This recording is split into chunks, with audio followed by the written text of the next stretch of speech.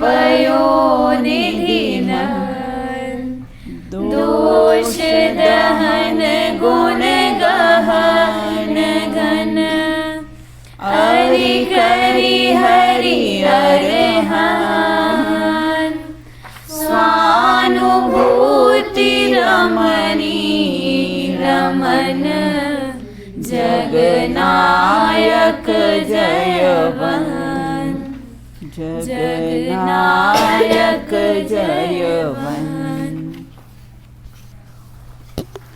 अपनी चर्चा यहाँ पर गुणस्थान प्रवेशिका में जो प्रारंभ के कर्णान योग के जो प्रश्नोत्तर दिए हैं उस पर अपन ने चर्चा प्रारंभ की थी।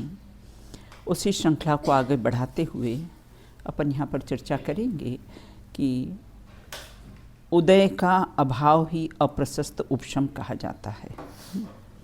सम्यक दर्शन के समय जो त्रिकरण होते हैं वो दर्शन मोहिनी के उपशम के लिए ही होते हैं, अनंतानुबंधी कषायों को दबाने के लिए नहीं होते। निधत्ति और निकाचित कर्म प्रकृतियों में क्या अंतर पाया जाता है? निधत्ति और निकाचित कर्म प्रकृतियों में क्या अंतर पाया जाता है? हाँ चलिए बताइए, अपा बताइए। निधत्ति संक्रमण और उदीर्णा के अयोग्य प्रकृतियों को निधत्ति कहते हैं और निकाचित संक्रमण उदीर्णा उत्कर्षण और अपकर्षण के अयोग्य प्रकृतियों को निकाचित कहते हैं। हाँ देखो, इसमें अयोग्य का अर्थ क्या है?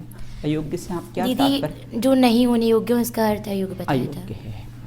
हाँ, तो इनमें मतलब कोई इन प्रकृतियों में न संक्रमण होता, न उदीर्णा, न उत्कर्षण और अपकर्षण।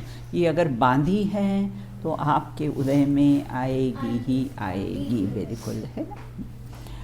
अब आगे कहते हैं सत्ता और अप्रशस्त उपशम में क्या अंतर पाया जाता है?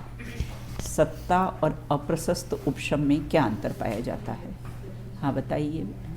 जिस सत्ता में वर्तमान के बंधे हुए कर्मों की सत्ता होती है और जो प्रशस्त उपशम होता है उसमें अप्रशस्त उपशम होता है। हाँ। उसमें भविष्य में आने वाले कर्मों के उपशम में ही होता है, वो कर्मों की सत्ता होती है ना।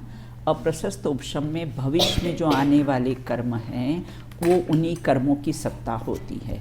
और सत्ता में कैसे होते हैं? मात्र वर्तमान में जो बांधे हुए कर्मों की ही सत्ता होती है। ये सत्ता और अप्रशस्त उपशम में अंतर पाया जाता है। निषेध किसे कहते हैं? निषेध किसे कहते हैं? हाँ अदिति बताइए। एक समय में उदय आने वाले कर्म परमाणुओं के समूह को निषेध कहते हैं। हाँ बराबर बेटा। श्रेणी चढ़ने का पात्र जीव कौन होता है?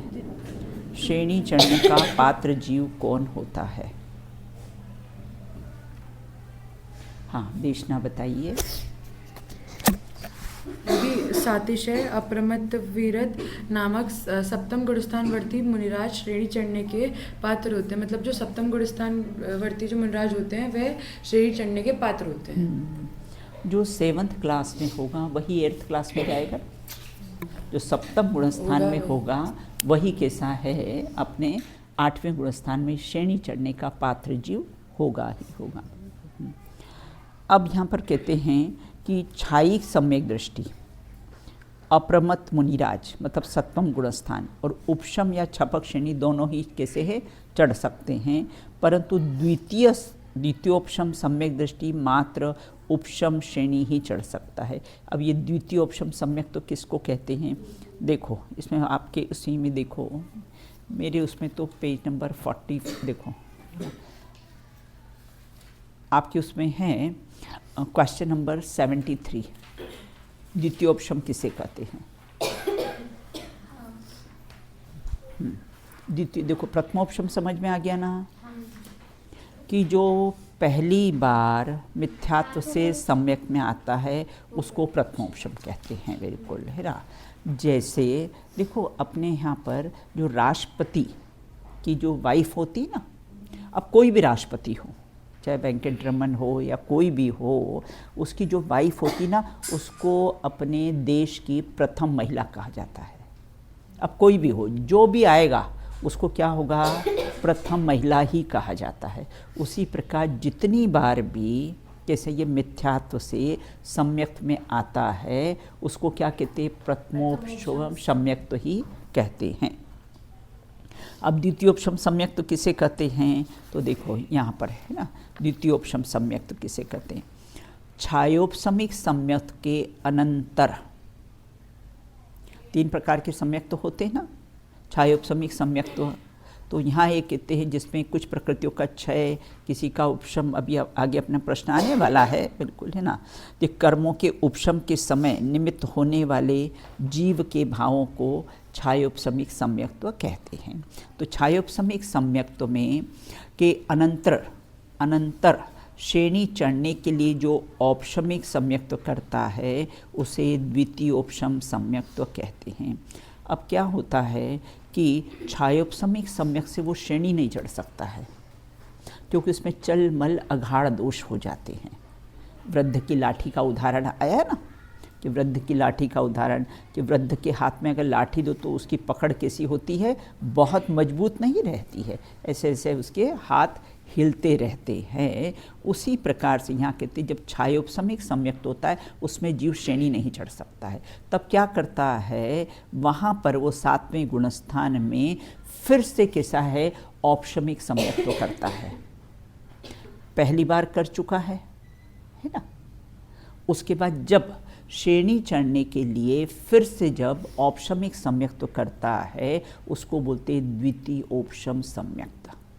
दोबारा सम्यक्त प्राप्त करे उसका नाम द्वितीयोपम सम्यक्त्व नहीं है, बिल्कुल। वो जितनी बार भी मिथ्यात्व से सम्यक्त में आता है वो प्रथमोपम सम्यक्त्व ही कहलाता है। तो फिर द्वितीयोपम सम्यक्त किसे कहते हैं, जब श्रेणी चढ़ने के काल में, क्योंकि छायोपसमिक सम्यक्त से वो श्रेणी नहीं चढ़ सकता है, तब क्या करता है, फिर वो उस समय वो प्रथमोपम सम्यक्त्व करता है। उसको देखो लिखा ना, छायोपसमिक सम्यक्त्व के अनंतर श्रेणी चढ़ने के लिए जो औपशमिक सम्यक्त्व करता है उसे द्वितीयोपम सम्यक्त्व कहते हैं, बिल्कुल ना। ये दोनों सम्यक्त वाला जीव मरकर देवगति में ही जाते हैं, है ना, चाहे प्रथमोपम हो चाहे द्वितीयोपम हो। अगर आयु का बंध नहीं हुआ हो तो नियम से मरकर कैसे, सम्यक दृष्टि नियम से मरकर देवगति को ही प्राप्त होता है। अगर आयु का है ना उसके में पूर्व का बंध नहीं हुआ हो तो, बिल्कुल हाँ। तो इस प्रकार से यहाँ ये द्वितीयोपम सम्यक दोनों समझ में आ गया। प्रथमोपम सम्यक्त और द्वितीयोपम सम्यक्त्व क्या समझ में आया अप्पा? प्रथमोपम सम्यक्त किसे कहते हैं? मिथ्या से सम्यक्त में आता है वह प्रथमोपम सम्यक्त है। मतलब जितनी बार भी मिथ्या से सम्यक्त में आएगा वो प्रथम। और द्वितीयोपम सम्यक्त किसे कहते हैं?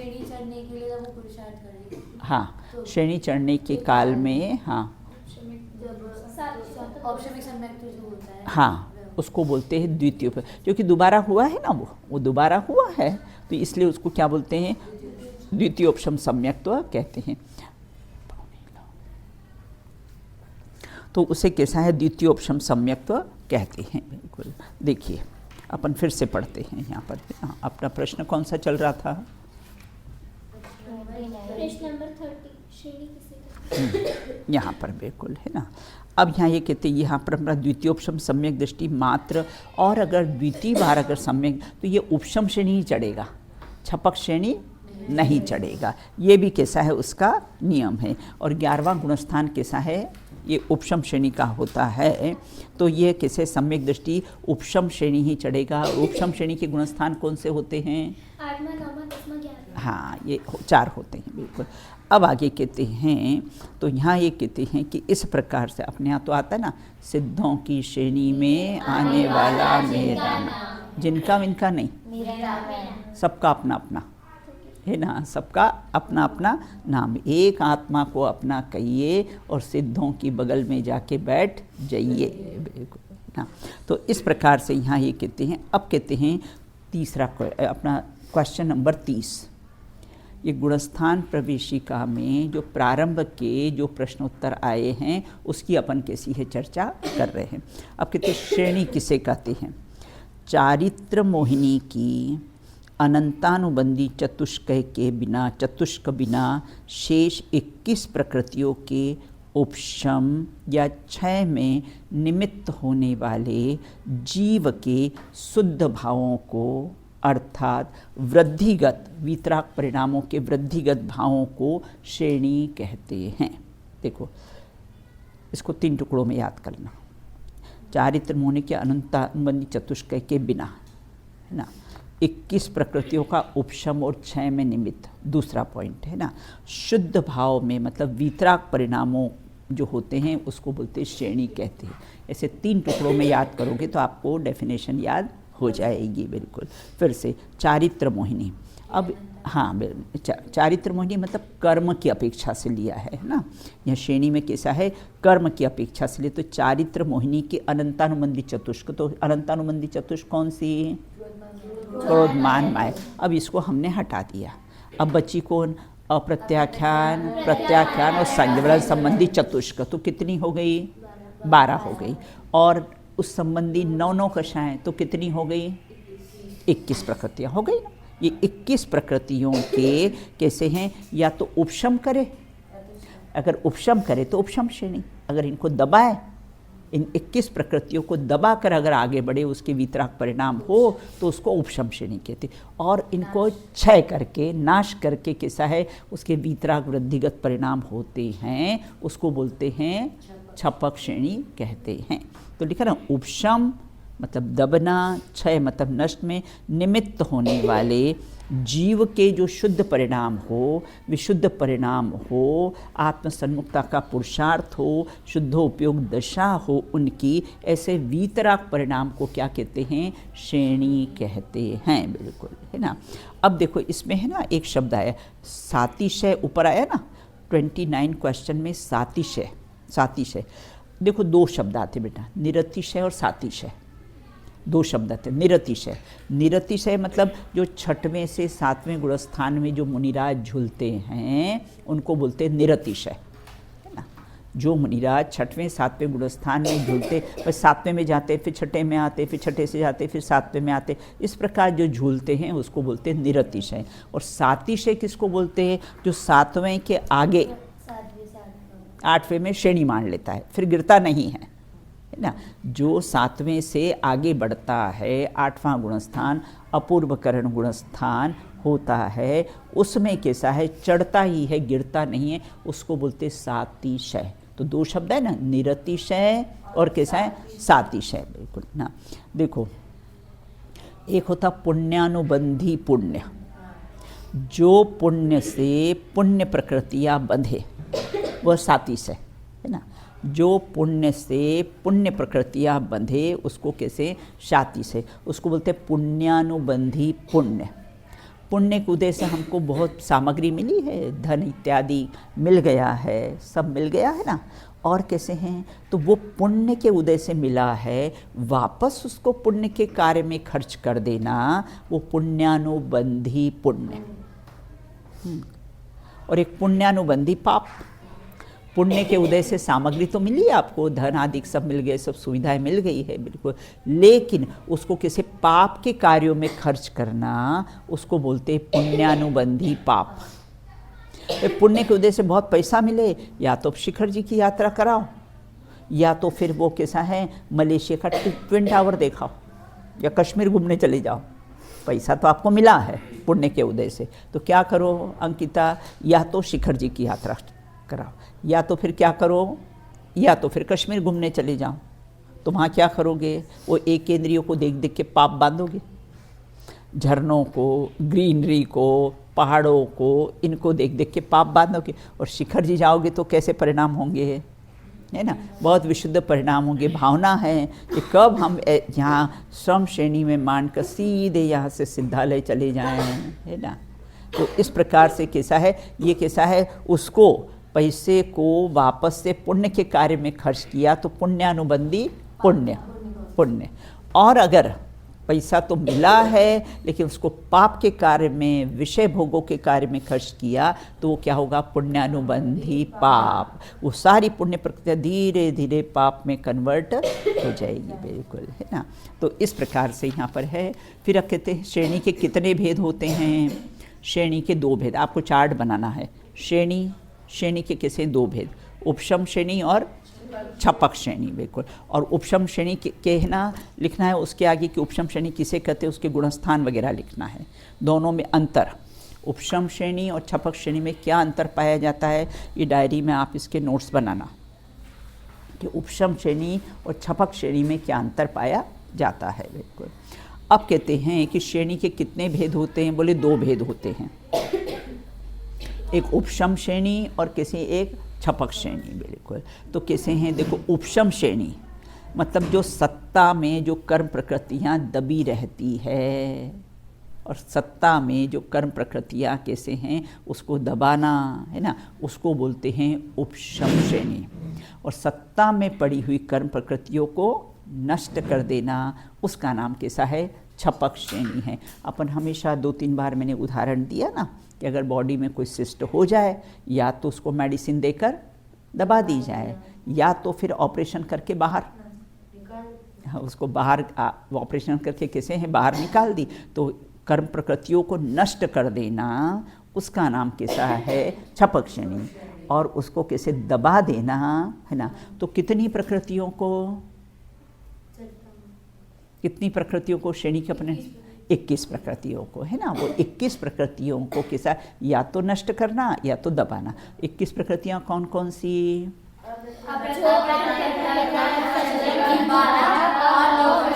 हाँ 21 प्रकृतियाँ है ना। तो इस प्रकार 2 प्रकार। अब कहते श्रेणी चढ़ने से क्या अभिप्राय है, क्यों श्रेणी चढ़ना चाहिए, क्या अभिप्राय है।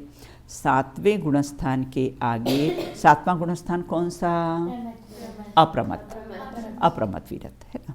तो 7वां गुणस्थान मतलब शुद्धोपयुक्त दशा ना।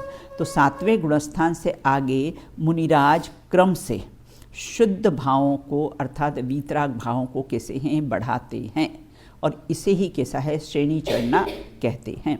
7वें गुणस्थान के आगे वृद्धिगत वीतराग परिणाम की 2 श्रेणियाँ होती, एक तो उपशम श्रेणी और एक किसी छपक श्रेणी। प्रत्येक श्रेणी के 4-4 गुणस्थान होते हैं है ना। कौन कौन से उपशम श्रेणी के 4 गुणस्थान मालूम है ना, कौन कौन से, छपक श्रेणी के 12 है ना। ये कैसा है, एक तो प्रतिहत और एक अप्रतिहत है ना। उपशम श्रेणी गिरने का गुणस्थान है, और किसी छपक श्रेणी में कैसा होता है, अप्रतिहत पुरुषार्थ, अब वहाँ से गिरता नहीं, सीधा निर्वाण को ही प्राप्त होता है, बिल्कुल। तो यहाँ एक देखो ये जो अपने यहाँ बात आई है ना, कौन से, प्रतिपाती और अप्रतिपाती। प्रतिपाती मतलब गिरना और अप्रतिपाती मतलब नहीं गिरना। जब आप उसका अंतर लिखोगे ना तब लिखना जो उपशम श्रेणी प्रतिपाती है, वहाँ से गिर सकता है, बिल्कुल है ना। और अपना छपक श्रेणी कैसी अप्रतिपाती, वहाँ से गिरता नहीं और निर्वाण को ही प्राप्त होता है, बिल्कुल। 7वें गुणस्थान के आगे वृद्धिगत वीतराग परिणामों की 2 श्रेणियाँ होती, उपशम और कैसी छपक श्रेणी होती है, बिल्कुल। उस श्रेणी में 4-4 गुणस्थान होते हैं। अब उपशम श्रेणी किसे कहते, जब आप चार्ट बना अंतर लिखोगे ना तो ये सब 4-5 प्रश्न के अनुसार बेटा अंतर लिख लेना है ना। अब कहते उपशम श्रेणी किसे कहते, देखो अनंतानुबंधी की सत्ता में है ना, ये कैसे उपशम और छपक श्रेणी चढ़ सकते हैं। क्या कहा, अनंतानुबंधी की सत्ता हो, अपने में सत्ता पड़ी हो है ना, तो उस समय वो उपशम और छपक श्रेणी चढ़ सकता, लेकिन उदय में नहीं चढ़ सकता। उदय आ जाए ना अनंतानुबंधी का, उसमें नहीं चढ़ेगा। सत्ता में पड़ी हो तो उपशम श्रेणी चढ़ जाता है वो, तो है ना। तो इस प्रकार से यहाँ ये कहते हैं अब उपशम श्रेणी किसे कहते हैं और उसके कौन कौन से गुणस्थान होते हैं, जिसमें चारित्र मोहिनी की 21 प्रकृतियों के उपशम के साथ साथ जो वीतरागता बढ़ती है उसे उपशम श्रेणी कहते हैं। और इसका 8वां, 9वां, 10वां और 11वां गुण। 8वां कौन सा होता है, 8वां गुणस्थान का नाम क्या है, अपूर्वकरण। 9वां, 10वां और 11वां उपशांत हो। ये 4 गुणस्थान कैसे उपशम श्रेणी के होते हैं। 21 प्रकृतियों का इसमें कैसा है, उपशम होता है। मतलब वो उपशम करते हुए जो उसकी वीतरागता बढ़ती है उसको क्या कहते हैं, उपशम श्रेणी कहते हैं। अब कहते हैं छपक श्रेणी किसे कहते हैं, ना। दोनों में अंतर आप लिखना अपने, है ना, नोटबुक में सारे अंतर लिख लेना, महत्वपूर्ण प्रश्न है ये, दोनों में क्या अंतर पाया जाता है। अब कहते हैं छपक श्रेणी किसे कहते हैं और उसके कौन कौन से गुणस्थान होते हैं। देखो, छपक जो कषायों को क्षय कर कर के आगे बढ़ता है ना, और देखो इसमें मरण नहीं होता है ना। जो छपक श्रेणी है उसमें मरण नहीं होता है, छपक श्रेणी गुणस्थान से गिरता नहीं है, निर्वाण को ही प्राप्त होता है। अब जिसमें चारित्र मोहिनी की 21 प्रकृतियाँ, 21 प्रकृतियाँ कौन कौन सी? हाँ हाँ हाँ, सही बोल रही हो।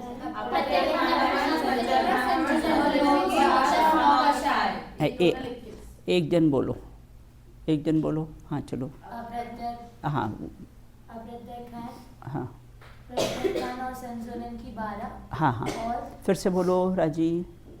प्रत्याख्यान और संतुलन की 12। हाँ, चार हो गई, है ना। और फिर 9 मतलब अनंता अप्रत्याख्यान संबंधी क्रोधमान माया लोभ, प्रत्याख्यान संबंधी क्रोधमान माया लोभ और संतुलन संबंधी क्रोधमान माया। हाँ। तो इस प्रकार 12 और फिर 9 कषाय, हास्य रति रति शोक भय जुगुप्सा स्त्रीभेद पुरुषभेद नवनव, ये 21 प्रकृति। 12 + 9। हाँ बिल्कुल। देखो, अप्रत्याख्यान वर्ण का गुणस्थान कौन सा है? अप्रत्याख्यान वर्ण का गुणस्थान छठवां, चौथा गुणस्थान। प्रत्याख्यान का 5वां गुणस्थान, संज्वलन का 6वां 7वां गुणस्थान, 6वां 7वां गुणस्थान, है ना। हमेशा 6वां 7वां गुणस्थान एक साथ ही होता है, क्योंकि क्षण माही आग माही, क्षण माही पानी माही, है ना, झूलते रहते हैं ना, इसलिए बिल्कुल। तो जब भी आपको कोई गुणस्थान की बात है तो 6वां 7वां, क्योंकि जब पहले से भी जाता है ना तो पहले 7वें में जाएगा, चौथे से भी जाएगा तो पहले 7वें में जाएगा ना, फिर वहाँ से थोड़े से परिणाम होते हैं, गिरते हैं, तब के साथ 6ठे में आता है। बिल्कुल। देखो, हम कोई भी काम करते हैं ना, आप लोग भी यहाँ आत्मार्थी कन्या विद्या निकेतन में आए हो ना, शुरू में आए तो हम बहुत धर्म करेंगे, बिल्कुल, बहुत पवित्र परिणामों से आए थे, बिल्कुल, हम तो ऐसा धर्म करेंगे वहाँ ये, और सब बोलते भी हैं। हम इंटरव्यू लेते, पूछे क्यों यहाँ आने का क्या कारण है, आपके नगर में कोई स्कूलें नहीं है क्या, फिर यहाँ आने का क्या कारण? नहीं, यहाँ पर धर्म करते हैं, धर्म सीखने को मिलता है, और यहाँ दीदियाँ प्रवचन करती है तो हमको भी प्रवचन करना सीखना है ना। इस प्रकार के इंटरव्यू में बालिकाएं हमको बोलती है। बिल्कुल। तो पहले तो ऊपर परिणाम चढ़ते हैं, फिर कैसे हैं नीचे गिरते हैं। इससे पहले सप्तम में जाता है, फिर कैसा है 6ठे में आता है। बिल्कुल। अब जिसमें चारित्र मोहिनी की 21 प्रकृतियों के क्षय के साथ साथ जो वीतरागता होती है उसे छपक श्रेणी कहते हैं। इसके 8वां अपूर्वकरण, 9वां अनिवृत्तिकरण, 10वां सूक्ष्म सांप्राय और 12वां क्षीणमो। इनका काल देखो, इन चारों को मिला के काल भी अंतर्मुहूर्त होता है, और मात्र 12वें गुणस्थान का काल जो होता है ना वो भी अंतर्मुहूर्त होता है। अंतर्मुहूर्त के भी असंख्यात भेद होते हैं। हाँ, छपक श्रेणी का काल भी अंतर, हाँ वो अंतर, 12वां भी अंतर्मुहूर्त होता है।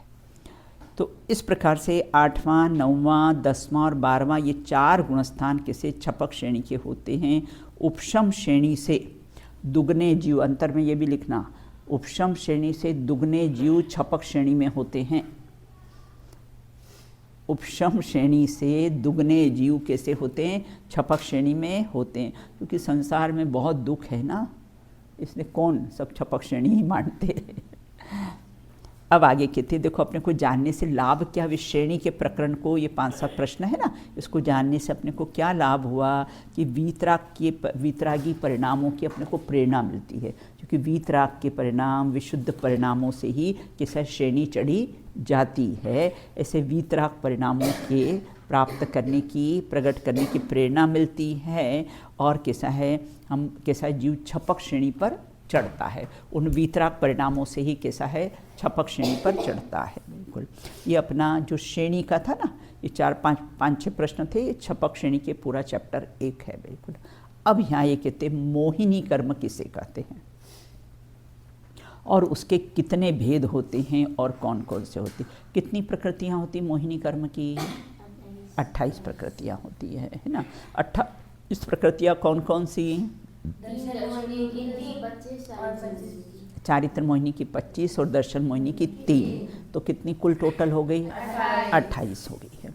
अब कहते हैं मोहिनी कर्म किसे कहते हैं और उसके कितने और कौन कौन से भेद होते हैं। जीव के देखो सब जितने भी कर्म हैं, सब कर्मों का राजा, सब राजा कैसा है? मोहिनी कर्म ही होता है। ये राजा है और बाकी सब कैसे हैं? प्रजा है। बिल्कुल राजा की आज्ञा में ही किसी प्रजा चलती है। तो जीव के मोह राग द्वेष आदि विकारी परिणाम के होने में है ना, जो कर्म निमित्त होता है उसे मोहिनी कर्म कहते। मोह के वशीभूत ही जीव कैसा होता है? ये राग द्वेष के परिणाम करता है। तो जिससे अपने को मोह है ना, फिर अगर कोई निंदा करे है ना तो हमको कैसा है? कष्ट होता है। और जिससे अपने को द्वेष है और उसकी निंदा करे तो हम कैसे होते हैं? प्रशंसा होती। तो जो राग द्वेष के परिणाम होते हैं उसके किसके कारण होते हैं? मोह के कारण ही होते हैं। तो जीव के मोह राग और द्वेष, राग प्लस द्वेष इज इक्वल टू मोह। मोह कहो या मिथ्यात्व कहो, एक अर्थवाची शब्द है। बिल्कुल मोह महामद, हाँ शराब पी रखी ना अनादि से, इसलिए भूल गया हूँ। भूला है स्वयं आत्मा को, भुलाने के काबिल नहीं। मैं भूल स्वयं के वैभव को, पर ममता में अटकाया हूँ। मोह के कारण कैसा ये भूल जाता है। भूलेला भगवान छे, गुरुदेव कहते हैं ना, भूल भी जाता है तो भी कैसा है? ये भगवान है। बिल्कुल कैसी दृष्टि बताओ, जो सबको भगवान देखे। हाँ? कोई प्रहार करने आए, कोई निंदा करे, कोई प्रशंसा करे, सामने अपने को लाठी लेकर मारने के लिए आ रहे और अपन बोलते अरे भूलेला भगवान है, हो सकता मेरे से पहले मोक्ष चला जाए, मेरे से पहले मोक्ष चला जाए। बिल्कुल है ना। तो इस प्रकार यहाँ ये कहते हैं कि जीव के ये कहते हैं मोहिनी कर्म किसे कहते हैं, उसके कितने भेद और कौन कौन से भेद होते हैं। तो जीव के मोहराग द्वेष आदि विकारी परिणाम के होने में जो कर्म निमित्त होता है उसे कैसा है? मोहिनी कर्म कहते हैं। देखो एक बात ध्यान रखना इसमें ना, कर्म का उदय मोहराग द्वेष नहीं कराता। लिखा तो है कि जीव के मोहराग द्वेष आदि विकारी परिणाम में जिस कर्म का उदय निमित्त हो, लेकिन एक बात ध्यान रखना, कर्म का उदय मोह राग द्वेष नहीं कराता। अगर कर्म का उदय मोह राग द्वेष करे तो संसार में तो सदा कर्म का उदय रहता है, फिर जीव कभी कोई मोक्ष को प्राप्त ही नहीं होगा, उसका भाव कैसे करेगा, है ना। तो कर्म का उदय कैसा है? मोह राग द्वेष नहीं। जीव ये अपने स्वभाव को भूल जाता है और मोह राग द्वेष करता है। बिल्कुल है ना। तो इस प्रकार से देखो, जैसे सूर्य होता है ना, सूर्य कैसा है? सनफ्लावर को डायरेक्शन चेंज करता है क्या? सूर्य जो सनफ्लावर का डायरेक्शन चेंज करता है? नहीं करता ना। बिल्कुल उसमें स्वयं में योग्यता है, इसलिए कैसा वो अपना डायरेक्शन चेंज करता है। अगर सूर्य के उदय होने से डायरेक्ट, तो फिर सारे सन गुलाब को करना चाहिए ना, और भी जितने फ्लावर्स है सबको अपना डायरेक्शन चेंज करना है। लेकिन कैसा है? मात्र कैसा जो सनफ्लावर होता है वही कैसा है? डायरेक्शन चेंज करता है। उसी प्रकार कर्म का उदय मोह राग द्वेष नहीं करते। जीव ये अपने स्वभाव को भूल जाता है, मोही रागी द्वेषी रूप परिणमित होता है, तब कर्म का उदय निमित्त में कहा जाता है कि कर्म के निमित्त से, कर्म के उदय के निमित्त से। बिल्कुल फर्स्ट क्लास फर्स्ट पास हो तो टीचर को कैसा है? निमित्त कहा जाता है। इन्होंने बहुत अच्छा पढ़ाया, नहीं हो तो नहीं। और चलो टीचर ने तो सबको पढ़ाया, टीचर ने तो हम आपको सबको पढ़ाते हैं यहाँ पर, नहीं किसी के मार्क्स अच्छे आते हैं, किसी के नहीं आते, हमने तो सबको एक जैसा पढ़ाया ना। बिल्कुल ना। तो वो कैसा है? टीचर तो निमित्त मात्र है, और निमित्त अकिंचित कर चश्मदीद गवाह, बस नाम याद रखना निमित्त का, चश्मदीद उपस्थित रहता है तो आरोप आ जाता है उस पर। बिल्कुल है। तो इस प्रकार से यहाँ कहते जीव के मोहराग द्वेष आदि विकारी परिणाम के होने में जो कर्म का उदय निमित्त होता है उसे मोहिनी कर्म कहते हैं। और उस मोहिनी कर्म के कितने भेद हैं? बोले 2 भेद हैं। इसका भी चार्ट आपने बनाया होगा। मोहिनी के 2 भेद, दर्शन मोहिनी के 3, चारित्र मोहिनी के 2 भेद, एक कषाय और एक अकषाय। कषाय में 16 ले लो, अक्षय में 9 ले लो, है ना। इसका भी एक चार्ट कैसा है बना लेना अपनी डायरी में। तो अब यहाँ ये कहते हैं कि उसके 2 भेद होते हैं, दर्शन मोहिनी और चारित्र मोहिनी होते हैं। सम्यक दर्शन से ही, जब सम्यक दर्शन प्रकट होता है तो दर्शन मोहिनी नष्ट हो जाती है। अब कहते हैं दर्शन मोहिनी कर्म के कितने भेद होते हैं और कौन कौन से। देखो यहाँ ये कहते हैं बंध की अपेक्षा से दर्शन मोहिनी कर्म तो एक ही प्रकार का होता है, बनता तो एक दर्शन मोहिनी है बिल्कुल, लेकिन सत्व और सत्ता की और उदय की अपेक्षा से उसके कैसे हैं 3 भेद किए हैं। जैसे मनुष्य तो एक है, लेकिन हमने कैसा है ये है ना, उसके लिंग के आधार से हमने कहा ये स्त्री है, ये पुरुष है और ये नपुंसक है। वो लिंग के आधार से हमने उसके कैसे हैं 3 भेद कर दिए हैं। बाकी मनुष्य तो मनुष्य है। उसी प्रकार दर्शन मोहिनी कर्म तो एक ही प्रकार का है ना, लेकिन बंध की अपेक्षा से और उदय और सत्ता की अपेक्षा से उसके कैसे हैं 3 भेद कर दिए हैं।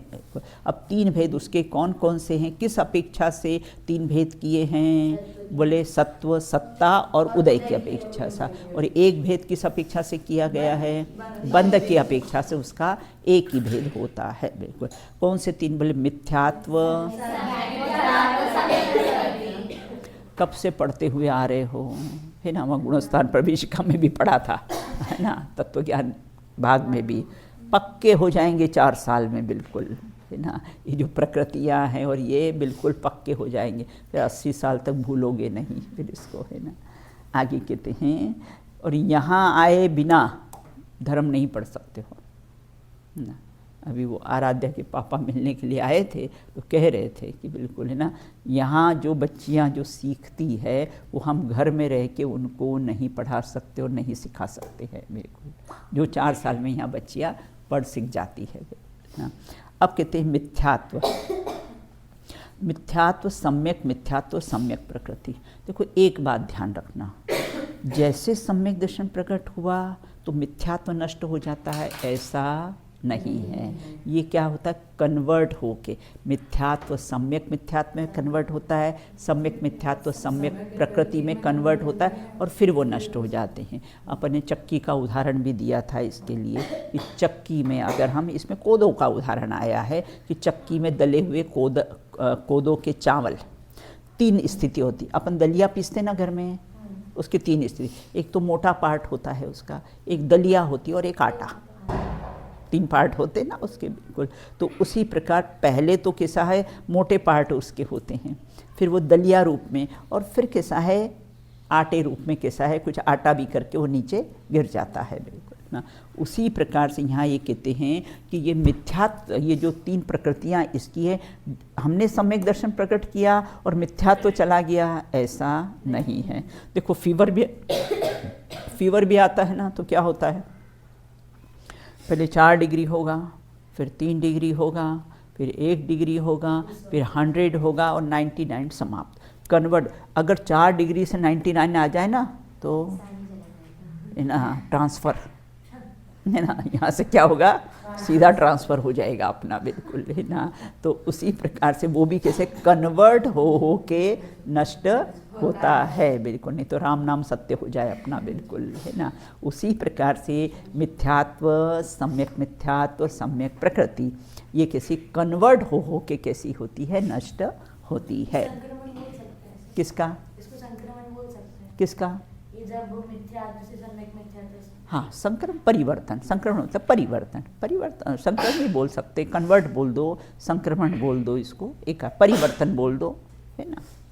अब आगे कहते हैं कि इस प्रकार से, है ना, देखो मिथ्यात्व सम्यक मिथ्यात्व और सम्यक प्रकृति, देखो इसका ये तो नष्ट हो जाती है मिथ्यात्व, और इसका सम्यक मिथ्यात्व का क्षय होता है, सम्यक प्रकृति का कैसा है उदय भी रहता है बिल्कुल, है ना। देखो अब आगे कहते हैं चक्की में, देखो उसको पढ़ते हैं अपन, चक्की में दले हुए कोदों के चावल, चावल साबुत, उसके कण और फिर भूसी, है ना। इस प्रकार उसके कैसे होते हैं 3 भेद होते हैं। उसी प्रकार प्रथमोपशम सम्यक्त्व में, हाँ, अब यहाँ ये कहते हैं उसी प्रकार से प्रथमोपशम सम्यक्त में क्या करा, चक्की किसको ली यहाँ पर, प्रथमोपशम सम्यक्त की चक्की है ना। अब उसमें क्या किया, दर्शन मोहिनी के 3 डाल दिए है ना, वो 3 कैसे धान डाला। तो उसमें फिर क्या हुआ, एक तो मोटा है ना, जैसे हम दलिया पीसते ना, तो मोटा कण उसको हमारे उधर फाड़े बोलते हैं, फाड़े बोलते हैं, थोड़ा वो उसमें मोटा निकलता ना, वो फाड़े बिल्कुल। फिर दलिया, फिर कैसा है आटा। तो इस प्रकार जब छानते हैं ना तो उसके 3 चीज़ें हो जाती हैं, फाड़ा भी होता निकलता भी है, दलिया भी निकलता है और फिर आटा भी निकल, आटा मतलब चूर्ण कर दिया उसको है ना, वो सम्यक प्रकृति तीनों को कैसा है चूरा करके नष्ट कर दिया उनको बिल्कुल। तो चक्की में दले हुए कोदों के चावल कण भूसी, इस प्रकार 3 भेद होते हैं। उसी प्रकार प्रथमोपशम सम्यक्त रूपी चक्की में दले हुए है ना, चक्की कौन सी, प्रथमोपशम, हाँ सम्यक रूपी दर्शन मोहिनी है ना, दर्शन मोहिनी के कैसे है 3 भेद हो जाते हैं बिल्कुल है ना, उसके 3 भेद होकर कैसे होते हैं। और प्रथमोपशम सम्यक तो मालूम है ना, प्रथम बार को प्रथमोपशम सम्यक तो नहीं कहते अपन, बराबर बिल्कुल। अपन ने उसके लिए कौन सा उदाहरण लिया था, राष्ट्रपति की पत्नी का, हाँ जो भी बनेगी, चाहे अपने यहाँ देश में हो चाहे विदेश में हो, जो भी राष्ट्रपति की पत्नी होती है उसको देश की प्रथम महिला कैसा है कहा जाता है बिल्कुल ना। इस प्रकार से देखो छायोपशमिक सम्यक्त्व है ना, जैसे छायोपशमिक सम्यक्त में कैसा चलमल अगाढ़ दोष लगता है ना, छायोपशमिक सम्यक्त में चलमल अगाढ़ दोष होता है, हाँ वृद्ध की लाठी का कहा है बिल्कुल। लेकिन वो भी बेटा जो 3 उदाहरण दिए हैं ना वो बहुत स्थूल दिए हुए हैं। कौन से, चल मतलब चलायमान, मल मतलब शंका दी, चलायमान कैसा, सम्यक दृष्टि को क्या, देखो ये मैंने मूर्ति विराजमान की है, ये मेरे द्वारा मूर्ति विराजमान की, मैं इसी के आगे पूजन करूँगा। बहुत से लोग होते ना जो मूर्ति विराजमान करते ना, फिर उनका वो जयपुर में हमारे यहाँ थी एक बहन आदर्श नगर वाली, वो है ना मेरे पापा ने यह मूर्ति विराजमान की, तो वो पूजन उस मूर्ति के सामने ही बैठकर करती थी। हाँ चलो मेरी मूर्ति के दर्शन करने चलो मेरी मूर्ति के दर्शन करने चलो बिल्कुल है ना। तो इस प्रकार से यहाँ ये कहते ऐसा मानना, वो चल दो, सम्यक दृष्टि अगर ऐसा विचार करता है तो चल दो। मल मतलब संकादि दोष होना, और अगाढ़, चल मल अगाढ़ मतलब गाढ़पना नहीं होना, उसमें वृद्ध की लाठी का उदाहरण दिया है। चल में ये मेरे शांतिनाथ भगवान है, ये शांति देंगे, ये मैंने मूर्ति विराजमान करी है, ये चल दोष। मल दोष संकादि है ना, निधत्ति निकाच, ये सॉरी ये अपने, हाँ ये अपना शंका है ना, शंका है ना, निशंकित निकांचित इत्यादि है ना, तो शंका हो जाना ये मल दोष है बिल्कुल। और अगाढ़ दोष, अगाढ़ वृद्ध की लाठी, तीनों के 3 उदाहरण आए हुए हैं बिल्कुल। तो इस प्रकार से यहाँ कहते प्रथमोपशम सम्यक में, तो दर्शन मोहिनी की 3 प्रकृतियों में से हमारे पास कितनी प्रकृतियाँ हैं,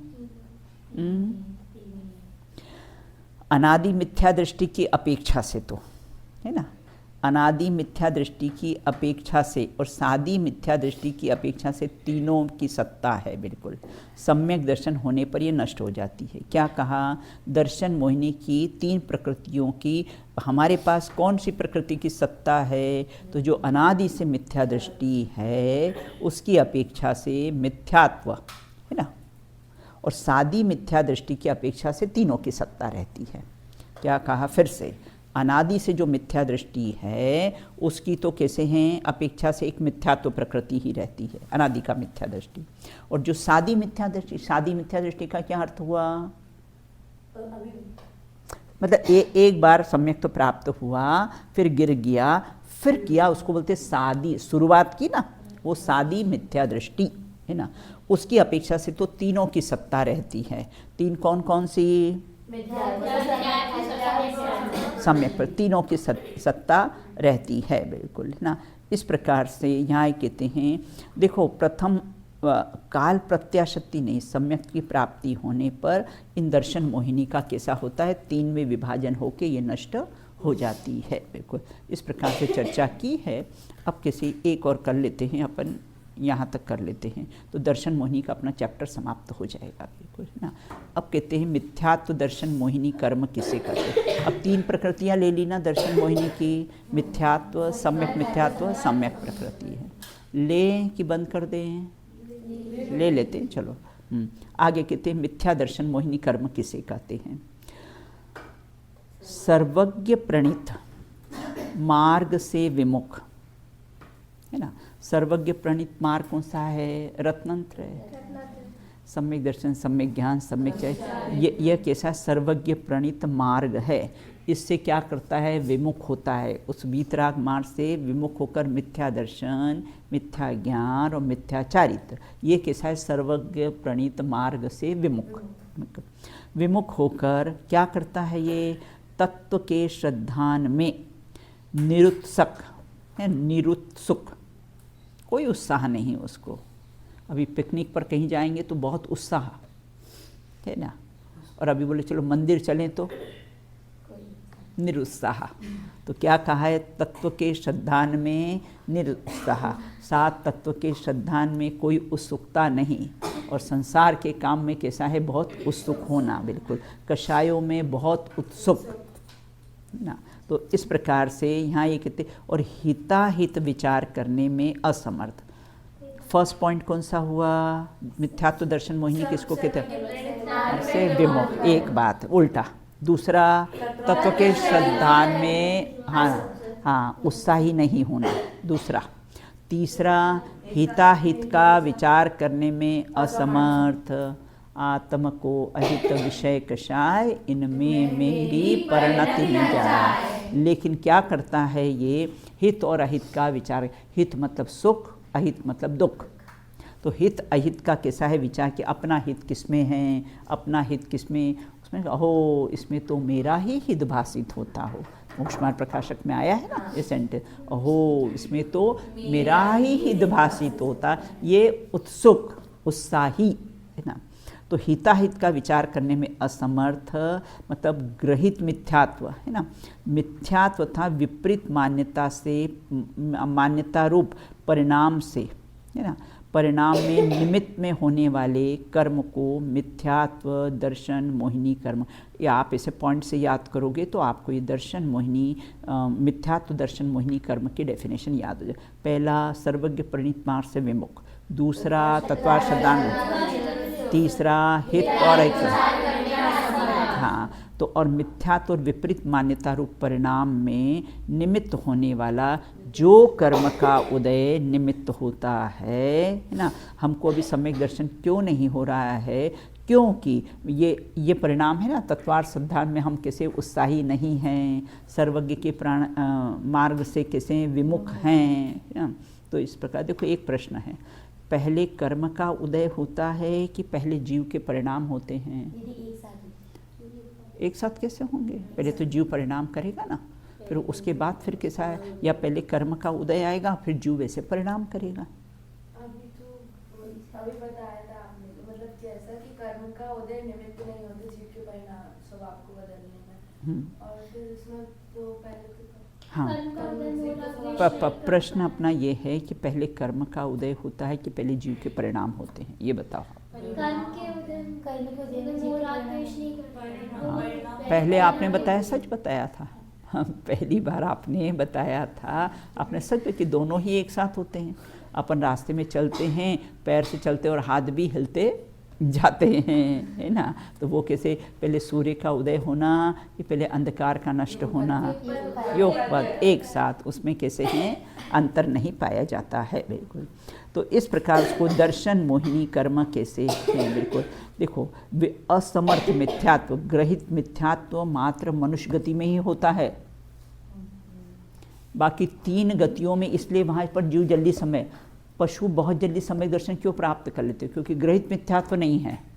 उस सिंह ने इतनी जल्दी समय दर्शन क्यों प्राप्त कर लिया? ग्रहित मिथ्यात्व नहीं है। और यहाँ पर जीव कैसा होता है? मात्र मनुष्य गति में ही ग्रहित मिथ्यात्व होता है, बाकी 3 गतियों में कैसा है? ग्रहित मिथ्यात्व नहीं होता है। हम सीधे हैं और मान्यता विपरीत करते हैं, है ना, चमगादड़ की तरह, है ना। कैसा सीधा लटकता है और देखता चमगादड़ को देखा तुमने? उल्टा देखता है। हाँ बिल्कुल, उल्टा लटकता है और सीधा देखता है। चमगादड़ उल्टा लटकता है और देखता है सीधा, और हम सीधे हैं और क्या करते हैं? मान्यता हमारी क्या है? तो हम उस चमगादड़ से भी गए बीते हैं कि वो तो कैसा है, उल्टा लटकता है और देखता सीधा है बिल्कुल, और हम तो सीधा होके भी कैसा है, विपरीत मान्यताओं को पुष्ट। पर पदार्थ मुझे सुखी दुखी कर सकता है ना, पर पदार्थ मुझे कैसा है, सुखी दुखी कर सकता है। इसके कारण मुझे गुस्सा आया। ये अगर ऐसा नहीं कहता तो मुझे गुस्सा नहीं आता है। तो उसने तो कहा, फिर सबको क्यों नहीं आया? तो तुझे क्यों आया? क्योंकि तूने माना मुझे कहा, मैं तो अरूपी तत्व हूँ, मुझे कोई देख सकता नहीं है, तो कहेगा कैसे? बिल्कुल है ना। तो इस प्रकार से तो ये दर्शन मोहिनी कर्म हुआ बिल्कुल है ना। अब समय अपना हो गया, उसकी शेष चर्चा बाद में अपन करेंगे बिल्कुल है ना। तो ये इसका है ना, आप अंतर का चार्ट बना लेना, श्रेणी के अंतर का चार्ट कैसा है बना, आपका बना लिया? गुड, बहुत बढ़िया। अब आपकी छुट्टियां कब, कल से लग रही है? हाँ बिल्कुल है ना। हाँ, तो इस प्रकार से कैसा है अपन ने चर्चा की है। अब शेष चर्चा अपन कैसी है बाद में करेंगे बिल्कुल।